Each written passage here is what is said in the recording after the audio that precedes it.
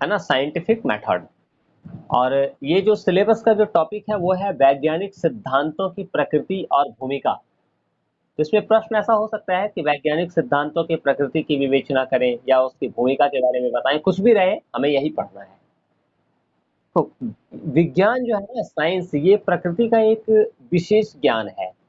ये जिस तरह से सारा ज्ञान हो, सारा है साइंस, अब तक हमने मेटाफिजिक्स पढ़ा है, एपिस्टेमोलॉजी पढ़ा है, उसी प्रकार से ये भी है, लेकिन ये थोड़ा सा स्पेशल है। हालांकि प्राचीन काल से ही, जब से सृष्टि हुई है, उस समय से ही प्रकृति से रिलेटेड ज्ञान जो है वो मनुष्य प्राप्त करता रहा है। फिर भी विज्ञान जो है वो आज के समय की देन है, और इसी काल में इसका आरंभ हुआ है। और बहुत जल्दी अगर हम विज्ञान को देखें, खास करके क्योंकि यहाँ पे हम वेस्टर्न मत को ज़्यादा जोर दे रहे हैं, भारतीय मत को नहीं, तो वेस्टर्न सिस्टम में अगर हम देखेंगे, पाश्चात्य सिस्टम में अगर देखें, तो बहुत कम समय में, आज से 4000 5000 साल से पीछे विज्ञान का वैसा कुछ खास दिखता नहीं है। लेकिन एक बहुत इतने ही दिनों में, इधर बहुत कम समय में विज्ञान ने बहुत ज़्यादा डेवलप कर लिया है, बहुत उन्नति कर ली है। इस तरह से संसार में एक बहुत बड़ी क्रांति हुई है और एक नई सभ्यता का निर्माण हुआ है। और ये जो नई सभ्यता है, ये पूर्णतया विज्ञान पर ही आधारित है। कोई भी जो वैज्ञानिक सिस्टम होता है, अगर हम उसकी बात करें, तो इसमें मुख्यतः 4 स्टेज है, 4 चरण है। पहला है प्रयोग, फिर है प्रेक्षण, फिर सिद्धांतीकरण, और उसके बाद पूर्व कथन। हम किसी भी चीज़ का, आप लोग अपना ऑडियो म्यूट कर लो। हम पहले किसी भी टॉपिक पर हम प्रयोग करते हैं, फिर उसका प्रेक्षण है, फिर सिद्धांतीकरण और पूर्व कथन। ब्रह्मांड में जो भी घटनाएं घटती हैं, कभी भूकंप आ जाती है, तो कभी अभी जैसे महामारी फैल गई कोरोना, इस तरह की कई तरह की घटनाएं घटते रहती हैं हमेशा। तो जो भी घटनाएं घटती है, उनके परीक्षण का, निरीक्षण का तरीका भी धीरे धीरे डेवलप हुआ कि कैसे हम उनकी परीक्षा करेंगे, उनके बारे में हम कैसे सर्वे करेंगे, कैसे उनका जांच करेंगे। इसका भी सिस्टम जो है वो धीरे धीरे डेवलप होते गया। और किसी भी चीज के बारे में हम कुछ भी बोल दें, अब पढ़ रहे हैं तो हम कुछ भी बोल दें, या कुछ भी तर्क वितर्क करने लगे, डिबेट करने लगे, और उस पर कुछ भी प्रयोग कर ले बिना किसी प्लान के, ऐसा नहीं होता है। फालतू नहीं बोलना है, बेकार का तर्क वितर्क नहीं करना चाहिए, ऐसा विज्ञान कहता है। बल्कि उस पर बेहतर तरीके से जो भी हम कहना चाहते हैं या जो भी हम प्रयोग करना चाहते हैं, उस पर हम बेहतर तरीके से प्रयोग करें और सावधानी पूर्वक उसका निरीक्षण किया जाए, ऐसा विज्ञान का कहना है। और इसके अर्थ में ये जो मीनिंग जो निकलेगा, जब हम सावधानी पूर्वक प्रयोग करेंगे या उसका निरीक्षण करेंगे, तो उससे जो हमारे सामने जो रिजल्ट आएगा, वो यूनिवर्सल होगा, वो समान होगा हर जगह। कोई भी व्यक्ति उस प्रयोग को दोहरा करके उसके आंकड़े की जांच कर सकता है। नहीं, कहीं भी हम चेक करेंगे तो ठीक है, जैसे मलेरिया का टैबलेट कोई भी खाएगा, उसकी बीमारी ठीक होगी, या अगर बीमारी अगर ठीक नहीं होगी, तो उसका जो रिजल्ट आना चाहिए वो लगभग सबके अंदर आएगा। तो ये बिल्कुल मैथमेटिकल होता है। मैथमेटिकल का मतलब, आप 2 और 2 को जोड़ो तो कितना होगा? 4। अब ये आज जोड़ो तो भी 4 ही होगा, कल जोड़ो तो भी 4 ही होगा, 5 साल के बाद जोड़ो फिर भी 2 और 2 4 ही होगा। इसी तरह से आप धरती पर जोड़ो तो 2 और 2 4 होगा, आसमान में जाकर के जोड़ो तो 2 और 2 4 होगा, जमीन के अंदर जाके जोड़ो तो भी 2 और 2 4 ही होगा। तो कहीं भी यानी विज्ञान में जो आंकड़े आते हैं, उनकी जांच हम कभी भी, कहीं भी, किसी भी तरीके से हम कर सकते हैं, आंकड़ा समान होगा। इसलिए यहाँ रिजल्ट जो होता है वो बिल्कुल कंफर्म होता है। हम जब पढ़ रहे थे अनुमान, तो अनुमान में देख रहे थे ना कि वहां हम जांच करने के बाद में रिजल्ट लाते हैं, लेकिन रिजल्ट कंफर्म नहीं होता है, संभावना होता है। क्योंकि पहाड़ पर धुआं है, इसलिए संभवतः वहां भी अग्नि होगी। लेकिन यहाँ वैसा नहीं है, साइंटिफिक मेथड में रिजल्ट बिल्कुल कंफर्म होता है। सत्य को असत्य से और भ्रम से अलग करने के लिए, यानी सत्य और असत्य को अलग करने के लिए अभी जितनी भी विधियां हैं, उसमें सबसे अच्छी विधि है वैज्ञानिक विधि। अब वैज्ञानिक विधि काम कैसे करती है? तो इसको देखो, सबसे पहले वैज्ञानिक विधि जो है, विज्ञान की जो विधियां हैं, सबसे पहले वो किसी भी घटना का निरीक्षण करती है। वैज्ञानिक विधि में किसी भी घटना का सबसे पहले निरीक्षण किया जाता है।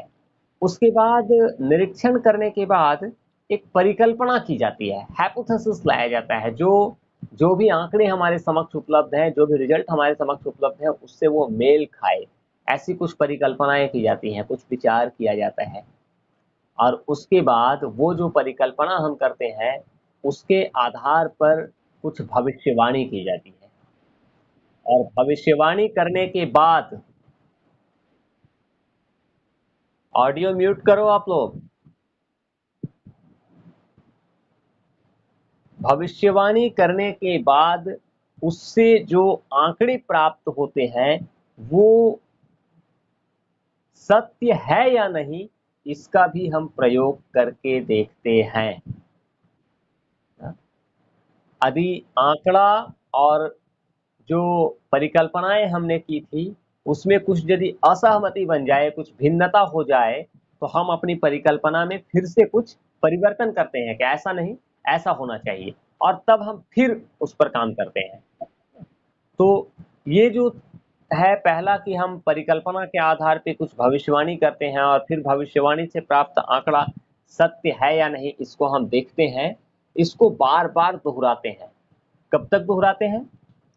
जब तक कि हमने जो सिद्धांत स्थापित किया और हमने जो प्रयोग से जो रिजल्ट पाया है, वो रिजल्ट और सिद्धांत, यानी हमारी परिकल्पना और हमारा रिजल्ट, दोनों में मेल ना हो जाए, दोनों में एकता ना हो जाए।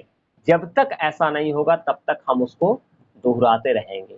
और जब दोनों में एकता हो जाती है, तब फिर हमें एक रिजल्ट मिल जाता है। ये है वैज्ञानिक विधि। तो विज्ञान में ये 5 स्टेज हैं। पहला, किसी भी घटना का निरीक्षण करना, फिर कुछ परिकल्पना करना, फिर तीसरा है परिकल्पना के आधार पे कुछ भविष्यवाणी करना, और भविष्यवाणी करने के बाद प्रयोग करके देखना कि हमने जो रिजल्ट निकाला, जो भविष्यवाणियां की, वो सफल हुआ या नहीं। वो दोनों रिजल्ट, हमारी कल्पना और भविष्यवाणी से जो रिजल्ट आया, वो सहमति है या नहीं हमारे आंकड़े से। आप अगर है तो ठीक है, नहीं है तो इसको फिर से चेंज करते हैं, और तब तक इसको दोहराते रहते हैं। परिकल्पना के आधार पे एक रिजल्ट निकालना और उसका प्रयोग करके देखना, दोनों एक कॉमन है कि नहीं, ये तब तक दोहराएंगे जब तक कि एक फैक्ट हमारे सामने रिजल्ट उपस्थित नहीं हो जाएगा। अब जो तार्किक प्रत्यक्षवादी थे, लॉजिकल पॉजिटिविस्ट थे, ये एक चैप्टर ही है पूरा, एक पूरा एक ग्रुप है फिलॉसफी का, तार्किक प्रत्यक्षवादी। कुछ ऐसे दार्शनिक हैं जो इसको स्वीकार करते हैं। उनका विचार था कि किसी भी सिद्धांत के वैज्ञानिक होने की कसौटी क्या है। कोई भी सिद्धांत अगर हम रखते हैं, तो वो सिद्धांत वैज्ञानिक है या नहीं, इसको मानने का जो कसौटी है, वो ये है कि उसे कभी भी जांचा जा सके। हमने जो कहा, अगर उसे हम कभी भी जांच सकते हैं, उस पर कभी भी हम जांच कर सकते हैं, तो वो वैज्ञानिक सिद्धांत होगा। और यदि उस पर हम हमेशा जांच नहीं कर सकें, तो वो वैज्ञानिक सिद्धांत नहीं होगा। लेकिन एक और बहुत बड़े दार्शनिक है, कार्ल पॉपर। उनका कहना था कि ऐसा नहीं है, ये सोचना गलत है। कोई जरूरी नहीं है कि वैज्ञानिक सिद्धांत हमेशा जांचने के लायक ही हो। उनका कहना था कि कोई भी सिद्धांत तब तक वैज्ञानिक सिद्धांत नहीं है, जब तक उस सिद्धांत को किसी भी एक तरीके से गलत सिद्ध किया जा सके। कोई भी वैज्ञानिक सिद्धांत ले लें, अगर उसको किसी भी तरीके से अगर गलत सिद्ध कर दिया गया, तो वह वैज्ञानिक सिद्धांत नहीं होगा। यानी वैज्ञानिक सिद्धांत तभी होगा जब किसी भी तरीके से उस सिद्धांत को गलत सिद्ध नहीं किया जा सके। किसी भी वैज्ञानिक सिद्धांत या वैज्ञानिक परिकल्पना की सबसे बड़ी विशेषता ये है कि उसे असत्य सिद्ध करने की गुंजाइश होनी चाहिए। यानी उसको असत्य सिद्ध किया जा सके। अगर हम किसी भी किया जा सके, और जब हम विचार करने लगते हैं उस पर और उसको असत्य सिद्ध कर देंगे, तो फिर वो वैज्ञानिक सिद्धांत नहीं रह जाएगा, उसको सही हम नहीं मानेंगे। लेकिन मजहबी मान्यताएं अर्थात धार्मिक मान्यताएं ऐसी हैं जिसको असत्य सिद्ध करने की कोई गुंजाइश नहीं होती। धार्मिक मान्यता सत्य और असत्य से परे है, वहां जो कह दिए उसको मानना है, वहां तर्क वितर्क नहीं है। विज्ञान में तर्क वितर्क है ना, लेकिन द, दर्शन में या धर्म में तर्क वितर्क नहीं है। धर्म में है कि हमने जो कह दिया उसको एक्सेप्ट करना है। तो उदाहरण के लिए अगर हम ईसा मसीह की बात करें तो वहां ये कहा गया है बाइबल में कि जो जीसस के बताए मार्ग पर चलेंगे केवल वही स्वर्ग जाएगा। अर्थात यीशु मसीह ने जैसा कह दिया वैसा करो तो स्वर्ग जाओगे। लेकिन क्या इसकी हम जांच कर सकते हैं क्या? या जो कुछ भी होता है वो पैगंबर या अल्लाह की मर्जी से होता है, इसकी जांच कर सकते हैं? या कहते हैं ना कि जो ईश्वर ने लिख दिया वही होगा, लेकिन इसकी जांच नहीं की जा सकती है। तो ये धार्मिक मान्यताएं हैं, मजहबी मान्यताएं हैं। इसको वैज्ञानिक मान्यता नहीं कह सकते, क्योंकि इसमें इसको हम असत्य सिद्ध कर ही नहीं सकते, सत्य सिद्ध कर ही नहीं सकते। ये सत्य असत्य से परे है ना? तो वैज्ञानिक सिद्धांत की एक बड़ी विशेषता है कि उसके सत्य या असत्य होने की गुंजाइश बनी रहती है। उसको हम कभी भी गलत सिद्ध कर सकते हैं।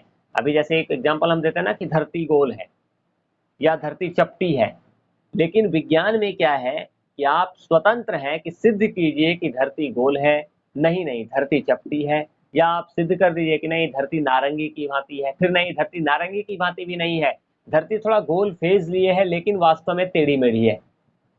तो आप स्वतंत्र हैं विज्ञान में विचार करने के लिए। ये एक खूबी है, एक विशेषता है वैज्ञानिक सिद्धांत की। लेकिन अब एक प्रश्न उठा इतिहास के ऊपर कि ये जो विज्ञान की इतनी तेजी से उन्नति हो गई है, आज साइंस इतना तेजी से डेवलप किया, इसका श्रेय किसको जाता है? कौन इसको डेवलप किया? क्या प्राचीन काल के जो मनुष्य थे वो इन नए समय के आज के समय की वैज्ञानिकों से कम बुद्धि रखते थे? वो कम बुद्धिमान थे? यदि ऐसी बात है कि वो कम बुद्धिमान थे, तब इतने जो दर्शन है या साहित्य है या जो ललित कला है, इनकी जो उन्नति हुई है प्राचीन समय से ही, बहुत पहले से डेवलपमेंट हो रहा है, वो इतना अधिक क्यों हो गया? एक से एक आर्ट है प्राचीन काल का, आज से 10,000 12,000 साल पीछे का। तो जब विज्ञान आज है और आज का मनुष्य इतना होशियार है, तो ये सब आर्ट इतना पहले कैसे डेवलप हो गया? लेकिन इसका जो रहस्य है वो वैज्ञानिक विधियों में ही निहित है। जब हम विज्ञान को पढ़ते हैं तब हमें इसका जवाब मिलता है, क्योंकि वास्तव में वो जो प्राचीन समय का जो हमारा दर्शन था या हमारा साहित्य था या हमारा सोशल सिस्टम था, उसका प्रश्रय पाकर ही, उसका सहयोग पाकर के ही आज विज्ञान इतना अधिक डेवलप कर सका है, इतनी अधिक उन्नति कर सका है। आज का काल का प्रारंभ सामान्यतया विज्ञान क्या कहता है 300-400 साल पहले से हुआ है। मैक्सिमम आविष्कार जो महत्वपूर्ण आविष्कार है वो सारा 300-400-500 साल के अंदर में ही हो रहा है। लेकिन हालांकि प्राचीन काल में भी, पुराने समय में भी विज्ञान की कुछ उन्नति हुई है, लेकिन उसका क्रम ज्यादा आगे नहीं बढ़ पाया, बहुत ज्यादा डेवलप नहीं हो पाया है। इसलिए इसके पीछे लेकिन कुछ तो बात रही होगी। तो एक बात देखो, प्राचीन काल के जो ऋषि मुनि थे ना, प्राचीन काल के जो भी महर्षि थे, उन्होंने जो भी ज्ञान अर्जित किया है, उनको बुद्धिवादी कहना ठीक रहता है। उनको हम बुद्धिवादी कह लें, क्योंकि अपनी बुद्धि और अपने तर्क के बल पर ज्ञान की उच्च कोटि की जो बातें उन्होंने बताई है, लेकिन उनके उन्होंने जो बातें बताई उसको डेवलपमेंट करने की उस समय व्यवस्था नहीं थी, क्योंकि संसार में उनका व्यापक प्रचार प्रसार नहीं हो सकता था, उनको फैलाया नहीं जा सकता था। लेकिन आज का जो विज्ञान है वो प्रायोगिक ज्ञान है। लेकिन एक बात और यहाँ ध्यान रखना कि वर्तमान समय का जो ज्ञान है ना, ये जब डेवलप हुआ था, इसका जब विकास हुआ था, तो इसका बहुत विरोध हुआ था शुरुआत में। आप देख रही हो, बहुत बड़ा प्रसिद्ध साइंटिस्ट है गैलीलियो, लेकिन गैलीलियो जैसे वैज्ञानिक को बहुत कष्ट उठाना पड़ा, उनको बहुत प्रताड़ना सहनी पड़ी है। उन्होंने अपने सिद्धांत को जो दिया है, इसके लिए उनको सोसाइटी ने इतना अधिक कष्ट दिया है कि कहो मत। आज भी आप अगर यदि धर्म से हट करके कुछ भी थोड़ा सा कह दोगे ना, तो ये समाज वाले जो अंधविश्वासी लोग हैं, जो रूढ़िवादी लोग हैं, वो आपके खिलाफ ऐसे उठ करके खड़ा हो जाएंगे कि पूछो मत, लगेगा जैसे आप ही सोसाइटी के सबसे बड़ी दुश्मन हो। कुछ ऐसा ही गैलीलियो का हुआ है। इस मामले में तो भारत बहुत मतलब भाग्यशाली है कि आज तक भारत में किसी को धार्मिक यातना नहीं सहनी पड़ी है। आप सबने चारवाक फिलॉसफी को पढ़ा है, वो खुलकर कहता है कि ईश्वर नहीं है, हम नहीं मानते ईश्वर को। समाज की ये जो आध्यात्मिक व्यवस्था है, ये सब गलत व्यवस्था है, लेकिन फिर भी समाज ने उसको उतना ही सम्मान दिया जितना किसी और दार्शनिकों को सम्मान मिला है। यहाँ आप विचार देने के लिए स्वतंत्र हो, लेकिन ऐसा पाश्चात्य जगत में हुआ नहीं। वहाँ गैलीलियो को कितना कष्ट हुआ है, ये आप कभी गैलीलियो का इतिहास पढ़ना, या मैं कभी आपको गैलीलियो के बारे में बताऊंगा, तब आपको समझ में आएगा ना। लेकिन फिर भी इसके बावजूद भी प्रयोग के द्वारा सत्यापन विधि के भीतर ही प्रसारण का बीज भी छुपा हुआ था, क्योंकि कष्ट तो था, लेकिन फिर भी प्रयोग के द्वारा वेरीफाई कीजिए। आपने जो सिद्धांत दिया है उसको प्रयोग कीजिए और उस पर रिजल्ट निकालिए। इससे ही तो आपका जो रियल सिद्धांत है वो हर जगह फैलेगा। और इस तरह से हालांकि विरोध हुआ, उनको कष्ट भी मिला, लेकिन फिर भी उन्होंने प्रयोग किया, नॉलेज मिला, ज्ञान मिलता गया, और इस तरह से वो डेवलप होते गया। और इस ज्ञान से शक्ति के नए नए सिस्टम्स, नए नए स्रोत, नए नए एरियाज का पता चला। और जब नया नया डेवलपमेंट होते गया, तब जो वैज्ञानिक सिद्धांत आते गए, धीरे धीरे धीरे धीरे उनका विरोध कम होता गया। तब इस तरह से कह ले कि अब जो है क्या हुआ कि जब धीरे धीरे जब विरोध कम हुआ, उसके इस ये जो है ना, ये विरोध कम होना, ये समाज में एक बहुत बड़ी क्रांति लेकर के आया। और क्या हुआ, सोसाइटी में मशीन युग का सूत्रपात हुआ। अब सारा काम धीरे धीरे मशीन से होने लगा और संसार में आशा की एक नई किरण सामने आई। लेकिन जिस तरह से सभी वस्तु के साथ, दुनिया में कोई भी वस्तु ले लो, कोई भी व्यक्ति ले लो, उसके साथ दोनों बातें जुड़ी हुई हैं, अच्छाई भी और बुराई भी। सबके अंदर कुछ ना कुछ अच्छाई है, कुछ ना कुछ बुराई है। तो मशीन का सूत्रपात हुआ, सारा काम मशीन पर हो गया, सारा काम एकदम सिस्टमैटिक हो गया। तो यहाँ भी जब मशीन युग आया, तो इसमें भी दोनों बातें हैं, अच्छाई भी है और बुराई भी है। किसका ऑडियो म्यूट नहीं है? ऑडियो बंद करो आप लोग, आवाज हो रही है, ऑडियो म्यूट करो आप।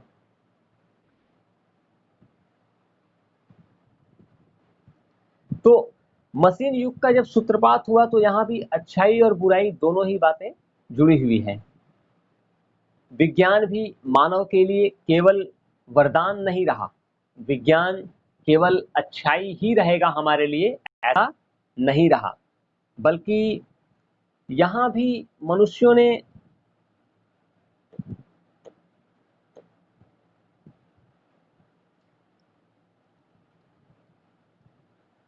क्या किया, बल्कि कई इसके नकारात्मक प्रयोग भी किए गए।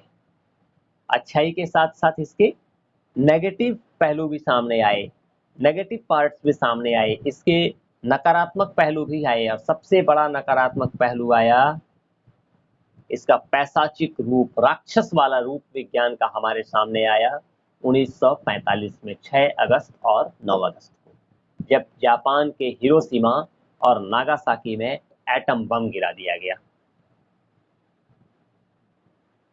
और उस विस्फोट के कारण, जब जापान पर एटम बम गिरा, तो उसके कारण संसार में विनाश और प्रलय की एक लीला बच गई। आज भी वहां पर लोग अंधा लंगड़ा लूला पैदा होता है, इतना उस एटम बम का पावर था। तो संसार के सामने एक नया सिद्धांत आ गया कि सत्य को केवल सत्य के लिए खोज मत करो, बल्कि एक हमारा आदर्श है सत्यम शिवम सुंदरम, उस आदर्श को अपनाओ। और विज्ञान जगत को ऐसा लगा कि अब सत्य को केवल सत्य के लिए नहीं जानना है, बल्कि सत्य को सुंदर हो, मेरा सत्य हो जो वो सुंदर हो, ऐसा भी जानना होगा। कहता ना कि सत्य कड़वा होता है, मगर हमारे सिद्धांत क्या कहते हैं कि नहीं, आप सत्य बोलो, मगर ऐसा सत्य बोलो जो सुंदर भी हो। तो विज्ञान डेवलप करे, लेकिन इस रूप में डेवलप ना करे कि दुनिया में विनाश की लीला छा जाए। जापान में क्या हुआ, विनाश ही तो हो गया 1945 में। तो ऐसा नहीं होना चाहिए। तो उन्होंने कहा सत्य ऐसा हो जो सुंदर भी हो, सत्यम शिवम सुंदरम के आदर्श को अपनाओ। विज्ञान को ऐसा महसूस हुआ, और इसी का परिणाम था कि बाद में फिर उस समय हमारा संयुक्त राष्ट्र संघ वगैरह, जो हमारा संस्थाएं, जो संयुक्त राष्ट्र की कई संस्थाएं उस समय बनी हमारी, है ना, यूएनओ बना विश्व, बाद में चल करके इसी बात को, सत्यम शिवम सुंदरम को लेकर के डब्ल्यूएचओ की स्थापना हुई, हमारा यूएन का की स्थापना हुई। उस पर हम उन चीजों के बारे में हम बाद में फिर कभी विस्तार से देखेंगे। और इस तरह से उस समय ये महसूस किया गया कि विज्ञान को नियंत्रित किया जाए, और नियंत्रित होकर के ही विज्ञान मानव कल्याण में योगदान कर सकता है। इसके नियंत्रण के फलस्वरूप परमाणुवीय भट्टियां बनी, और उनके आधार पे वो सब एक नियंत्रित एटम बम है, और उनसे अपार सुविधाएं मिल सकती हैं। अब जो आ गया, क्या हम जितना परमाणु अर्जित किए और जो बम बना करके फोड़ दिए, उससे कितने लोगों को आज संसार में जितना गोली बारूद बना हुआ है, अगर यदि सही रास्ते में हम चलें तो उससे आज पूरी दुनिया में कितनी हम लोगों को सुख और सुविधा उपलब्ध करा सकते हैं, इस पर विचार करने की आवश्यकता है। ऐसा विज्ञान महसूस कर रहा है। इस तरह से हम देखते हैं कि बहुत कम समय में विज्ञान ने बहुत बड़ी उन्नति किया है, और इन सब का श्रेय प्रयोग विधि को है। ये थोड़ा सा हमने भी देखा कि कैसे विज्ञान का नेगेटिव यूज भी हम कर सकते हैं, लेकिन खैर जो भी हो, लेकिन विज्ञान ने डेवलप किया इतना, और इतना डेवलप करने का जो कारण जाता है, जो श्रेय जाता है, जो सारा का सारा जो मिलता है अथॉरिटी की किसने किया, तो ये सब का एक सिस्टम्स को है, और वो है प्रयोग विधि को। और इस प्रयोग विधि का उपयोग प्राचीन समय में नहीं किया गया, यही एक कमजोरी रह गई। सब कुछ था, यहाँ क्वालिटी थी, लोगों में मेहनत करने की क्षमता थी, उनके पास जानकारी भी थी, वो कर सकते थे, लेकिन उन्होंने प्रयोग नहीं किया, प्रयोग विधि का यूज नहीं किया। फिर भी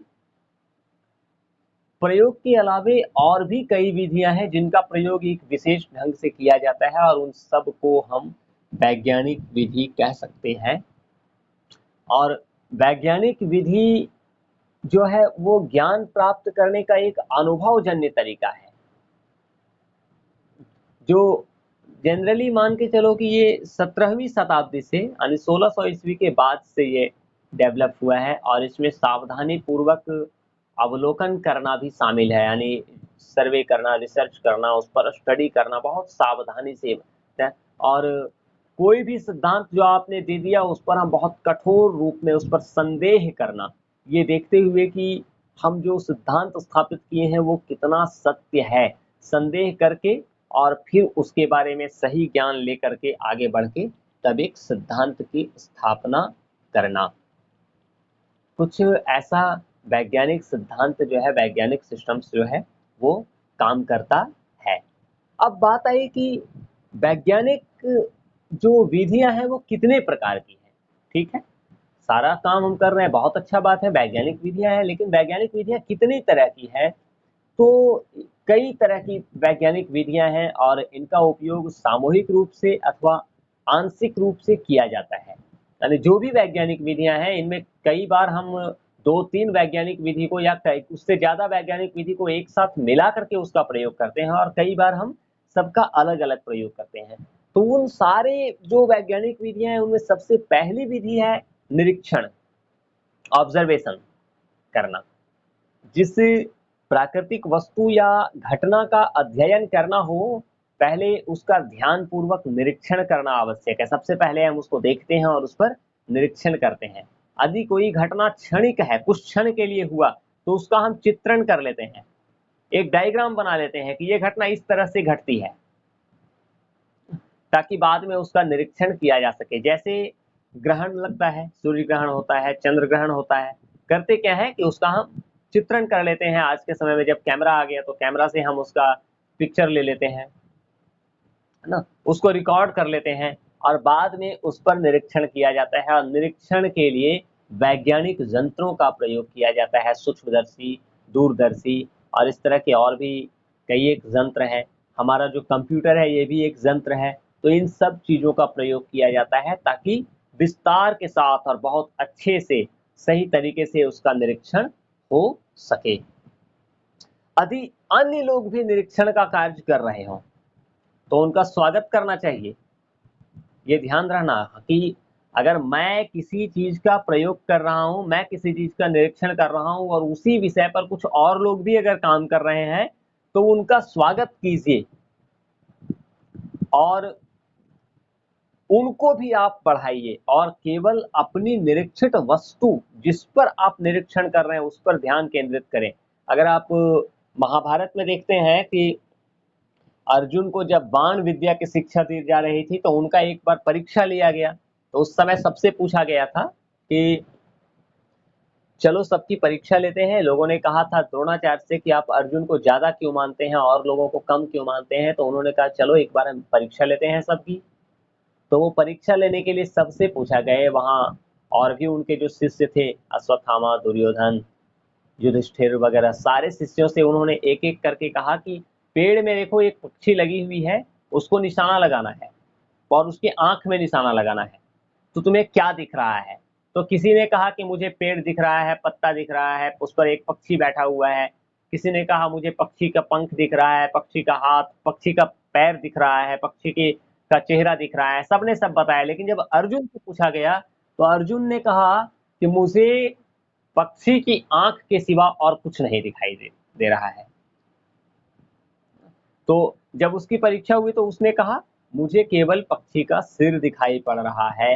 बिल्कुल वैसे ही आप जब निरीक्षण करो तो आपको केवल उसी पे रहना चाहिए जिस पर आप काम कर रहे हो, जो आपका टॉपिक है।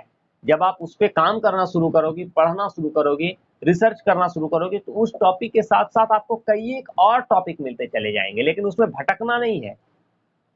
जैसे अभी जब हम कर रहे थे, चर्चा कर रहे थे, तो अभी कई एक बार बीच में एक बार आया ना कि कैसे WHO, UNO, ये सब का नाम मेरे सामने आने लगा, तो हम अब उसकी चर्चा ना करने लगे, हमारा साइंटिफिक मेथड पे है तो हम इसी पे रुके रहे। तो हमारा जो निरीक्षण का जो विधि है, जो सिस्टम है, हम इसी पे सीमित रहें और अपने निरीक्षित वस्तु पर ही ध्यान केंद्रित करें।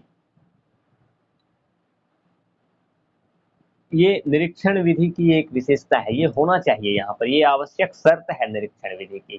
फिर कभी कभी वस्तु के विषय में मस्तिष्क में पहले से कुछ धारणा बनी रहती है ना, ये स्पष्ट निरीक्षण में बहुत बाधक होती है। अगर हम कल्पना करते हैं कि सर अच्छे से पढ़ाते हैं या नहीं, तो हम पहले से कल्पना कर ले रहे हैं कि नहीं नहीं सर बहुत अच्छे से पढ़ाते हैं, या फिर हम एक कल्पना कर लेते हैं कि नहीं सर अच्छे से नहीं पढ़ाते हैं। तो जब हम वास्तव में जब हम निरीक्षण करने के लिए उतरते हैं ना, तो ये बाधक हो जाती है पहले से विचार बना लेना। इसलिए जब हम निरीक्षण करने जाएं तो ये कोशिश करो कि जो पूर्व धारणाएं हैं उससे मुक्त होकर के हम निरीक्षण करें, पहले से मन में कोई धारणा न बनाएं। निरीक्षण के समय इस प्रकार की धारणा से उन्मुक्त होकर के ही काम करना चाहिए। तो ये पहली विधि थी निरीक्षण। दूसरा विधि है वर्णन। निरीक्षण के साथ साथ जो निरीक्षित वस्तु है या घटना है जिस पर हम निरीक्षण कर रहे हैं, उसका वर्णन भी करना या उसका वर्णन लिखना चाहिए। और जब हम किसी भी चीज का वर्णन करें तो उसके लिए नपे तुले शब्द का प्रयोग करना चाहिए, ताकि जितना कम से कम शब्द में हम उस पूरी घटना की व्याख्या कर दें। ये वर्णन की एक खूबी है, जहां तक हो सके कम से कम शब्द में हम बात करें। जैसे मैं कहा ना कि आप मुझसे प्रश्न पूछो, तो प्रश्न पूछने के लिए ध्यान रखो कि हम कितना कम शब्द का प्रयोग करें,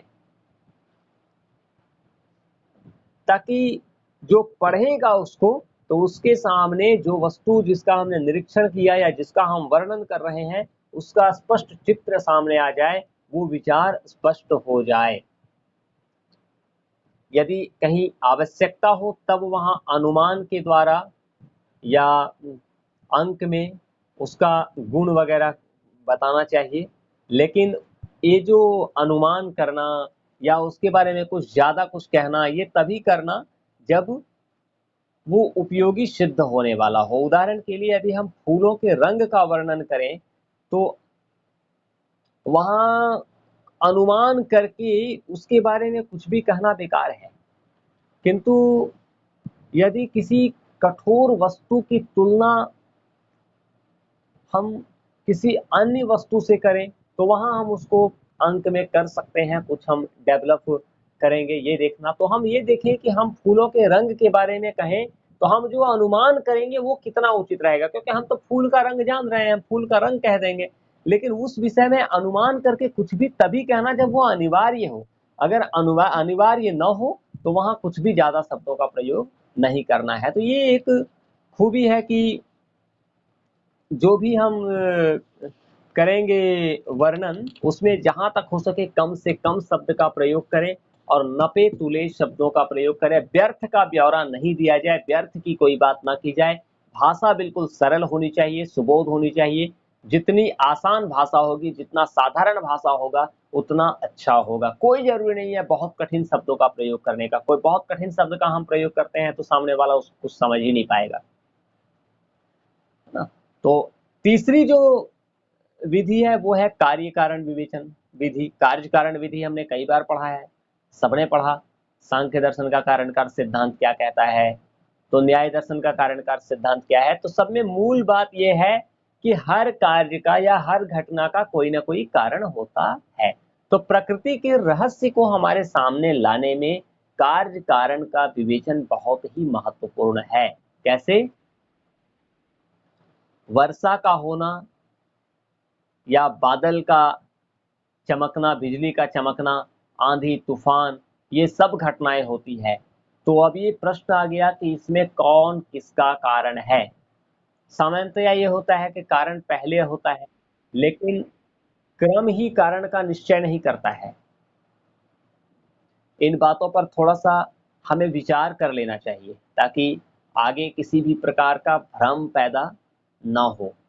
साथ ही ये हम देख लें कि हम किसी कार्य का कारण जो बता रहे हैं वो कारण सटीक है या नहीं है, इस पर विचार कर लेना चाहिए। तो विभिन्न दूसरी बात है कि एक घटना का जो कारण होता है वो विभिन्न कारणों में तारतम्य भी बांध लेना चाहिए। ये सब घटना को समझने में सहायक होती है। तो कार्य कारण का विवेचन भी करना पड़ता है, ये एक विधि है। और फिर चौथी जो विधि है, चौथा जो महत्वपूर्ण विधि है वो है एक्सपेरिमेंटेशन, प्रयोगीकरण, प्रयोग विधि। विज्ञान के समय में, अगर आज का युग में जो विज्ञान का ही युग है, इसमें देखो जी इतना डेवलपमेंट हुआ है तो उसका श्रेय इसी विधि को जाता है। ये सबसे महत्वपूर्ण विधि है, क्योंकि बाकी की जितनी भी विधियां हैं ना वो सब इसी प्रयोग विधि के इर्द गिर्द सिमटी हुई है। इस पर ही सारा विधि निर्भर करता है। और ये जो प्रयोग विधि है यही इस युग की देन है। प्राचीन समय में इसका अभाव था, प्रयोग विधि का अभाव था, प्रयोग विधि का प्रयोग हम नहीं करते थे। और इसी कारण उस समय विज्ञान की प्रगति बहुत कम हुई या नहीं हो पाया। इस प्रयोग के कारण ही आज जो अंतरिक्ष यात्रा हम कर रहे हैं वो इसी प्रयोग के कारण संभव है। तो अब यहाँ एक बात आ गया कि हमने देखा पहले जो मेरी पहली विधि थी वो निरीक्षण विधि और ये प्रयोग विधि। तो ये दोनों में अंतर क्या है? क्योंकि प्रयोग में भी वही होता है जो निरीक्षण में हम करते हैं। निरीक्षण में भी हम वही करते हैं ना कि दो चार घटना को देख करके हम कहते हैं कि ये यहाँ ऐसा हो रहा है, यहाँ ऐसा हो रहा है, यहाँ ऐसा हो रहा है, तो संभवतः रिजल्ट ऐसा होगा। और प्रयोग में भी ऐसा ही करते हैं कि ये हमने किया तो ऐसा हुआ, ये किया तो ऐसा हुआ, ये किया तो ऐसा हुआ। फिर अंतर क्या है दोनों में? तो वास्तव में यदि देखो तो क्या है कि निरीक्षण में प्रकृति के साथ किसी प्रकार का दखल नहीं किया जाता। जो है जैसा है उसी में हम ज्ञान अर्जित करने का प्रयास करते हैं या रिजल्ट अपने सामने निकालते हैं। लेकिन प्रयोग में दखल दिया जाता है, चेंजिंग किया जाता है। हम निरीक्षण में क्या करते हैं? जंगल जाते हैं, जंगल में देखते हैं कि पेड़ है, पेड़ की गिनती करते हैं, जो भी है वहां, लेकिन उसमें कुछ चेंज हम नहीं कर सकते, पेड़ को काट नहीं सकते हैं। लेकिन प्रयोग में अगर हम देखेंगे तो अगर जरूरत पड़ा तो हम पेड़ को काट भी देंगे, प्रयोग करके देखेंगे। तो ये प्रयोग और निरीक्षण में अंतर है। और इसका परिणाम ये हुआ कि ऐसी संभावनाएं और ऐसी परिस्थितियां निकल करके सामने आई कि प्रयोग के समय निरीक्षण जो है वो रहस्य को मेरे सम्मुख प्रकट करने में बहुत बड़ा सहायक होता है। प्रयोग हमेशा सत्य को जानने के लिए किया जाता है। प्रयोग हमेशा सत्य को जानने के लिए, सत्य को प्रकट करने के लिए किया जाता है। लेकिन ये जो हमेशा जो वैज्ञानिक का प्रयोग हो रहा है ना, आज इतना ज्यादा प्रयोग हो रहा है और प्रयोग का नेगेटिव इम्पैक्ट भी हमारे सामने आ रहा है। तो इतना ज्यादा जो वैज्ञानिक प्रयोग हो रहा है, इसके परिणाम स्वरूप अब ऐसी परिस्थिति पैदा हो गई है कि आज ये एक थॉट्स उत्पन्न हो गया है। अब ये बात सामने आ गई है कि केवल सत्य के लिए प्रयोग करना उचित नहीं है यदि वह मंगलकारी न हो। केवल सत्य को सामने लाने के लिए हम कह दें कि परमाणु बम कहीं गिरा देंगे एटम, तो क्या होगा उसका परिणाम? 10 लोग मरेंगे। क्या मरेंगे या नहीं? हमको सत्य को जानना है और जाके कहीं गिरा दो एटम बम, मर जाएगा, देख लेंगे। मगर कहता नहीं नहीं, अब ऐसा नहीं करना है। वो समय था जब ऐसा हो सकता था, अब ऐसा नहीं करना है, ये गलत है। क्यों? क्योंकि ये सत्य जो है वो सुंदर नहीं है, मंगलकारी नहीं है। तो प्रयोग तभी होगा जब वो सत्य को सामने लाए और उसके साथ साथ वो मंगलकारी भी हो। यदि ऐसा सत्य सामने ले आए प्रयोग के द्वारा जिससे पूरे विश्व का विनाश हो जाए, तो ऐसा प्रयोग से क्या फायदा? नहीं कीजिए ऐसा प्रयोग। इसलिए आज सारे संसार में जो परमाणविक परीक्षण हो रहा है, एटम का जो परीक्षण हो रहा है, उसका विरोध हो रहा है। सारा संसार कह रहा है नहीं, अब परमाणु हथियार नहीं बनाइए, इसकी परीक्षण करने की कोई आवश्यकता नहीं है। क्यों? क्योंकि ये सत्य को तो सामने लाता है, सत्य तो है लेकिन सुंदर नहीं है। और सत्य की खोज के कारण ही, सत्य को सामने लाने के लिए ही ये जो परीक्षण है ये अक्सर किया जा रहा है और कई एक राष्ट्रों के द्वारा किया जाता है। लेकिन इसका परिणाम क्या होता है? रेडियो एक्टिविटी बढ़ती है और रेडियो एक्टिविटी बढ़ने से कहीं ना कहीं हमारे पर्यावरण को नुकसान होता है और जन जीवन के लिए ये खतरा हो बनते जा रहा है। इसलिए इसका विरोध हो रहा है, कहा नहीं ऐसा प्रयोग अब नहीं करना है।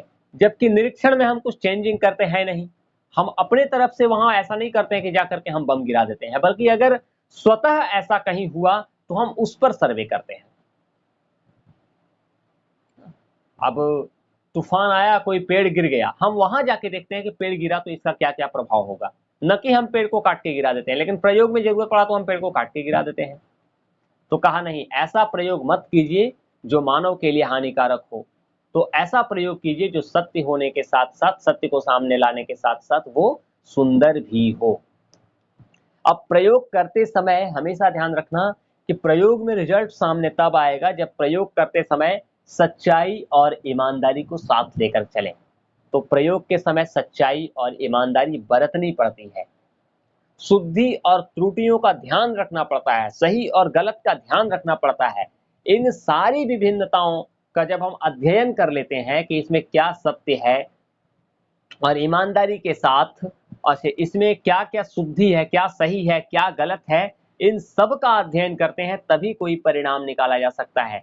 यदि उसमें कोई असंगत बात दिखाई दे, जो सही नहीं है, जो गलत हो जाए और उसके पश्चात कोई परिणाम निकाला जाए, तो जो असंगत बात सामने आता है उसको छोड़ते हम नहीं बल्कि उस पर विचार करते हैं।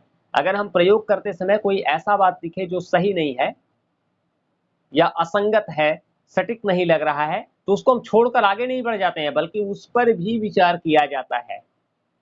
कई बार ऐसा हुआ है जो इसी क्रम में बहुत बड़ा बड़ा आविष्कार हो गया है। क्या किया गया न्यूटन के द्वारा, या किसने किया था इसको? जो सेब धरती पर गिरा तो ये विचार करने लगा कि सेब क्यों गिरा। मैं आप पर छोड़ता हूं, आप इसको ढूंढना कि एक ऐसा साइंटिस्ट है, एक ऐसा वैज्ञानिक है जो पेड़ के नीचे बैठा था तो सेब नीचे गिरा। तो अब उसने ये विचार करना शुरू कर दिया कि सेब नीचे ही क्यों गिरा, पेड़ से टूटा तो सेब को ऊपर चला जाना चाहिए था ना, तो ऊपर क्यों नहीं गया, नीचे क्यों गिरा। अब इसी पर विचार करते करते एक नया सिद्धांत ले आया, गुरुत्वाकर्षण शक्ति। धरती में गुरुत्वाकर्षण शक्ति है जिसके परिणाम स्वरूप सेब नीचे गिरा, ऊपर नहीं गया।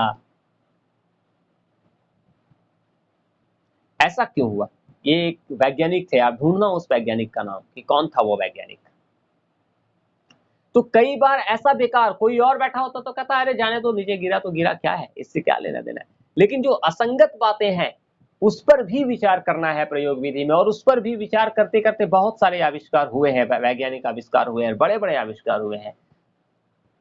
इसके बाद क्या है कि निरीक्षण को कई बार दोहराया भी जाता है, और दोहराने के बाद में जब एक निरीक्षण को 3 बार, 4 बार, 5 बार, 7 बार, 10, 12 बार दोहराते हैं तो कभी ये कम रिजल्ट मिलता है, कभी ये रिजल्ट मिला, कभी ये रिजल्ट, कभी ये रिजल्ट, और फाइनल जो रिजल्ट लिया जाता है वो उनका एक एवरेज निकाल करके जो रिजल्ट आता है वो लिया जाता है। अब एग्जाम्पल हम ये मान लें कि अगर हम एक सिक्का को ऊपर फेंकेंगे और जब वो नीचे गिरेगा तो वो हेड होगा कि टेल होगा, तो हम इस पर कैसे निकालेंगे रिजल्ट? तो हम क्या करते हैं, सिक्का को बार बार उछालते हैं, 10, 12, 15, 20 बार उछालेंगे, जितना ज्यादा उछाल सकते हैं, और हर बार लेंगे कि हेड गिरा, इस बार टेल गिरा, फिर हेड गिरा, फिर हेड गिरा, और तब हम दोनों को लेकर के बाद एक काउंट करेंगे कि एवरेज किधर गिरा, तब हम कहते हैं कि संभवतः ऐसा गिरेगा, ज्यादातर जिस साइड में गिरेगा हम उसके पक्ष में रिजल्ट देंगे।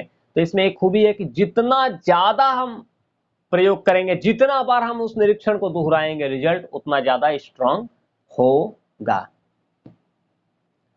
तो यहां जब हम इसको करने के बाद में तकनीकी भाषा में हम निरीक्षण और परिणाम का वर्णन करते हैं। ये चौथी विधि।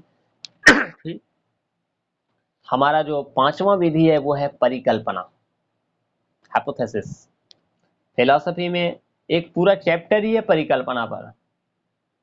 प्रयोग करने का एकमात्र उद्देश्य है प्रकृति के किसी रहस्य का उद्घाटन, यानी कैसे होता है। जब हम परिकल्पना करते हैं तो एक हम कहते हैं कि कोई भी घटना क्यों और कैसे होती है। जब किसी भी रहस्य का उद्घाटन होता है या जब कोई घटना हमारे सामने घटती है तब हम ये विचार करते हैं कि कोई भी घटना क्यों होता है और कैसे होता है, इसको समझना पड़ता है। वर्षा क्यों होती है, इंद्रधनुष कैसे बनता है, और इस प्रकार के प्रश्नों का उत्तर देने के लिए एक परिकल्पना की आवश्यकता पड़ती है, और यदि वो परिकल्पना ठीक है तब वो जांच में ठीक बैठेगी। और इस परिकल्पना के जांच के लिए विभिन्न प्रयोग किए जाते हैं, और आगे चल के ऐसे तथ्य भी प्रकाश में आते हैं जो उस परिकल्पना की पुष्टि कर सकते हैं। और यदि ऐसी बात है तो उस परिकल्पना को सिद्धांत या नियम की संज्ञा दी जाती है, और नहीं तो उसका फिर संशोधन करते हैं और उसको छोड़ देना पड़ता है। न्यूटन के जो गति का नियम है या आइंस्टीन का जो सापेक्षवाद का सिद्धांत है वो सब इसका उदाहरण है। मतलब क्या करते हैं कि हम पहले से कोई कल्पना कर लेते हैं और उस पर हम एक निरीक्षण करते हैं या उस पर प्रयोग करते हैं बार बार, और फिर हम उसको एक रिजल्ट के रूप में स्थापित करते हैं। छठी विधि है आगमन, इंडक्शन। किसी वर्ग के कुछ सदस्य का गुण ज्ञात हो और उसके आधार पर वर्ग विशेष के गुण के बारे में अनुमान लगाया जाता है। हम कहते हैं, मनुष्य की बात करें तो कई एक मनुष्यों पर हम सर्वे करते हैं और कहते हैं कि राम एक मनुष्य है और वह मरणशील है, मोहन एक मनुष्य है और वह मरणशील है, सोहन एक मनुष्य है और वह मरणशील है। और इस तरह के कई उदाहरण के आधार पर हम एक रिजल्ट लेते हैं कि संभवतः सभी मनुष्य मरणशील होते हैं। यह है आगमन विधि। तो इस प्रकार के सामान्यीकरण के लिए, इस प्रकार के ज्ञान के लिए आगमन विधि में नमूना इकट्ठा करना पड़ता है। जो भी नमूना इकट्ठा किया वो अनियत तरीका से निकाला जाए। ऐसा नहीं है कि हम कोई सिस्टम बना लेते हैं कि हम यहां से ही लेंगे, ऐसा कुछ नहीं है। उदाहरण लेना है, हर परिस्थिति से, हर जगह से उदाहरण हम लेते हैं, तभी रिजल्ट निकालेंगे। अगर गलत तरीके से उदाहरण ले लेंगे, सही सिस्टम से अनियत तरीके से उदाहरण नहीं लेंगे, बल्कि कुछ सेलेक्टिव एरिया से एग्जांपल्स लेंगे, तब जो रिजल्ट निकलेगा वो ठीक नहीं होगा, है ना। तब वो ठीक नहीं होगा। इसलिए एग्जांपल, सेलेक्टिव एग्जांपल ना लेकर के दायरा को जितना ज्यादा फैला करके हम एग्जांपल लेंगे, रिजल्ट उतना अच्छा रहेगा। हमारा जो सातवां विधि है वो निगमन विधि है। आगमन के बाद अगला विधि निगमन। आगमन का ठीक उल्टा निगमन होता है। आगमन में हम कई एक उदाहरण को लेकर के हमने कहा ना कि राम मनुष्य है और वो मरणशील है, सोहन मनुष्य है वो मरणशील है, इसलिए सभी मनुष्य मरणशील हैं, एक से अनेक की ओर जा रहे हैं। लेकिन निगमन में हम अनेक से एक की ओर जाते, जैसे कहते हैं कि सभी मनुष्य मरणशील है, राम एक मरणशील, राम एक मनुष्य है। हमने ऐसा निकाला कि एक उदाहरण हमारे सामने स्थापित है कि सभी मनुष्य मरणशील है। अब उसके बाद मेरे सामने एक बात आ गई कि राम मनुष्य है। अब हम इस दोनों वाक्य के आधार पे एक रिजल्ट निकालते हैं, इसलिए राम भी मरणशील है ना। सभी मनुष्य मरणशील है, राम मनुष्य है, इसलिए हम रिजल्ट निकाले कि राम भी मरणशील है। ये निगमन है। आगमन में हम कई एक उदाहरण के आधार पे एक सामान्य बात लिख दिए, राम मनुष्य और वो मरणशील है, सोहन मनुष्य और वो मरणशील है, मोहन मनुष्य और वो मरणशील है, इसलिए संभवतः सभी मनुष्य मरणशील होंगे। लेकिन निगमन में हमारे सामने उपलब्ध है कि सभी मनुष्य मरणशील है, राम एक मनुष्य है, तो हम एक रिजल्ट निकालते हैं, इसलिए राम भी मरणशील है। तो आगमन में एक से अधिक की ओर जाते हैं और निगमन में अनेक से या सब से एक की ओर आते हैं। यहां ये हमेशा ध्यान रखना कि निगमन व्यवहार्य होना चाहिए, उसको व्यवहार में हम प्रयोग कर सके और तर्क संगत होना चाहिए। उसके बाद एक महत्वपूर्ण विधि है विज्ञान की विधि, वो है गणित की विधि या प्रतिरूप की विधि। तो अब बहुत सी बातें जो हमारी समझ से परे है, अलग है, और उनको समझने में प्रतिरूप से बड़ी सहायता मिलती है, गणित से सहायता मिलती है। उदाहरण के लिए शरीर की आंतरिक रचना या अणुओं का संगठन, ये जो है ये विषय हम मॉडल सिस्टम से बहुत अच्छी तरह से समझ सकते हैं। शरीर में अंदर में कैसा है, तो शरीर का एक मॉडल मेरे सामने रखा जाता है ना, और उससे हम बहुत अच्छे से समझ सकते हैं। गणित के द्वारा भी विज्ञान के कठिन प्रश्नों को हल किया जाता है। इस तरह से बहुत सी ऐसी बातें हैं जो हमारी ज्ञानेंद्रियों के द्वारा आत्मसात नहीं की जा सकती है। शरीर की आंतरिक संरचना कैसी है, तो हम अपने आंख नाक कान से नहीं देख सकते हैं अंदर जाकर के, लेकिन वहां तरंग होता है, जैसे एक्सरे करते हैं तो वो शरीर के अंदर की बातें सामने लाता है ना। तो लेकिन अब इसमें क्या होता है कि जब ज्ञानेंद्रियों के द्वारा अंदर की कई बातों को हम नहीं देख पाते हैं, तो वहां पे गणित के जो सूत्र हैं वो काम आते हैं। गणित के सूत्रों के द्वारा उनकी पुष्टि होती है। तो इस तरह से जो तरंग होता है, जो जिनको हम ज्ञानेंद्रियों से समझ नहीं पाते हैं, उनको पदार्थ का जो तरंग है, उसका जो रे है, उसको नहीं समझ पा रहे, तो गणित के सूत्र उसको क्लियर करते हैं। तो इस तरह से मॉडल और मैथ, ये दोनों भी गणितीय विधि और मॉडल सिस्टम्स प्रतिरूप विधि, तो ये दोनों भी मैथमेटिक्स और मॉडल भी ज्ञान में काफी सहयोगी है। आधुनिक विज्ञान का प्रयोग जो हुआ है वो गणित के बिना ऐसा लगता है कि वो संभव ही नहीं है, और गणित हमें जानना चाहिए। इसके बाद एक महत्वपूर्ण बात और है कि वैज्ञानिक दृष्टिकोण होना चाहिए, साइंटिफिक आउटलुक होना चाहिए। ये बहुत महत्वपूर्ण विधि रह जाती है, किसी भी प्रश्न के प्रति वैज्ञानिक दृष्टिकोण को अपनाना, है ना। वैज्ञानिक दृष्टिकोण ये है ना कि जैसे कि अगर हम बात करते हैं, कई बार बात करते करते हमारे साथ होता क्या है कि कुछ लोग ऐसे हैं जो बात करते करते कुछ मिस वर्ड का यूज करते हैं, लेकिन अब उस मिस वर्ड का यूज क्यों हुआ, हम रूढ़िवादी ना बन जाएं, परंपरावादी ना बन जाए कि नहीं ये गलत है, थोड़ा साइंटिफिक बने कि उसका कारण क्या था। कई एक शिक्षक ऐसे पढ़ाते हैं जो ऐसे पढ़ाते हैं और उनकी भाषा ऐसी होती है जो बिल्कुल मूर्खों वाली भाषा होती है, लेकिन वो कई एक नॉलेजफुल बात बता जाते हैं हमको। तो कारण ये है कि वो साधारण भाषा में वो हमें फैक्ट नॉलेज दे पाते हैं, सही ज्ञान बहुत ज्यादा दे पाते हैं। तो इसलिए हमेशा ये प्रयास होना चाहिए कि हम वैज्ञानिक दृष्टिकोण को अपनाएं, खुले दिमाग से सोचें और खुले दिमाग से खोज की भावना को रख करके विचार करना, यही सही दृष्टिकोण है। अपने व्यक्तित्व को प्रश्न से अलग रखना चाहिए और सच्चाई एवं पक्षपात से रहित होकर के किसी भी निष्कर्ष पर पहुंचना चाहिए। जीवन के जो भी प्रश्न आते हैं हर दिन हमारे सामने, वहां इस प्रकार के दृष्टिकोण को यानी वैज्ञानिक दृष्टिकोण को अपनाना ही श्रेयस्कर होता है। तो ये था हमारा आज का विषय, वैज्ञानिक दृष्टिकोण, है ना, कि विज्ञान कैसे डेवलप किया, विज्ञान की क्या विधि है, वैज्ञानिक सिद्धांतों की प्रकृति क्या है और उनकी भूमिका। हम अगला बार एक नए टॉपिक पे आएंगे और संभवतः हम उस दिन वैज्ञानिक सिद्धांत की बात करेंगे और व्याख्या की बात करेंगे।